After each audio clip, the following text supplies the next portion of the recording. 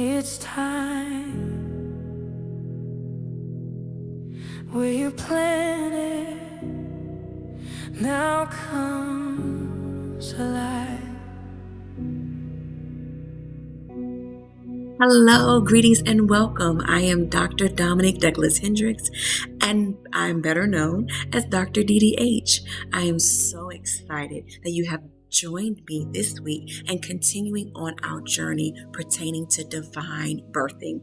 Listen, if you're new, drop down in that description, allow those links to populate, learn a little bit more about Dr. DDH, the organization and ministry Divine Birthing, so that you have a better understanding of what we're all about.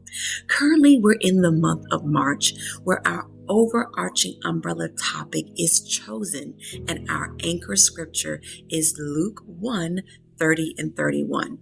Each week we've been going through some particular teachings, expanding upon more about the topic of chosen, and this week is no different. So let's get right into it. Chosen to carry, not compare. Chosen to carry, not compare. This week we have two scriptures that we'll be looking at. Galatians 1:15 says, "But when God, who had set me apart from my mother's womb and called me through his grace, was pleased." 2 Corinthians 10:12. 2 Corinthians 10:12. "For we are not bold to class or compare ourselves with some of those who commend themselves, but when they measure themselves by themselves and compare themselves with themselves, they are without understanding." Listen, comparison contaminates calling. It's just that simple. Comparison contaminates calling. Yes, we are all made in God's image, but we are all different. We're all unique. We're all called to handle different assignments, different tasks, and therefore we are going to be drawn to different people, and different people are going to be drawn to us than our various counterparts, okay? When comparison enters, clarity exits. When comparison enters, clarity exits. God designed your assignment to be steward, not measured against someone else's journey. You're called to steward what the Lord has given you, not to compare, not to grow jealous, not to make extra commentary, but to be focused on what He's asked you to steward, not measure against other person's journey or other person's rubric about what they believe should be happening. Let's hop into point number 1. Comparisons weaken discernment. Comparisons weaken discernment. It shifts your focus away from obedience and towards insecurities. Over time, it dulls your ability to hear God clearly. All of a sudden, you're trying to figure out, why can I hear God? Because you have all these other voices in your head, okay? There's an artist that sings the song, "Let all the other names fade away." Listen, let all the other voices fade away. That's why it's so important that you have your prayer time, your meditation, all of that as early in the day as you can before the hustle and bustle gets the moving, so that you have clear direction from the Lord and you have clarity about your assignment. Point number 2, God designs assignments uniquely. God designs assignments uniquely. No two callings are exactly the same because no two vessels are the same.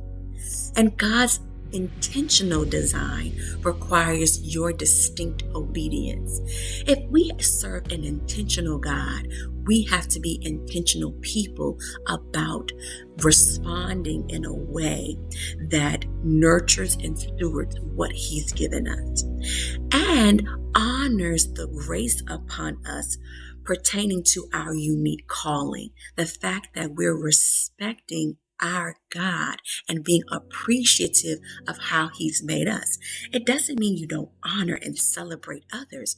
It just means you are equally excited about what He's doing currently for you and your life. It's very important in this season as many people will elevate and rise up as we're in a tricky time and creative ideas are populating as a response to solutions, that you don't get bombarded with worrying about what everyone else is doing to the left or right. Sometimes you do have to have your blinders on. You do have to operate in tunnel vision in some cases just to stay focused on your unique assignment designed by God.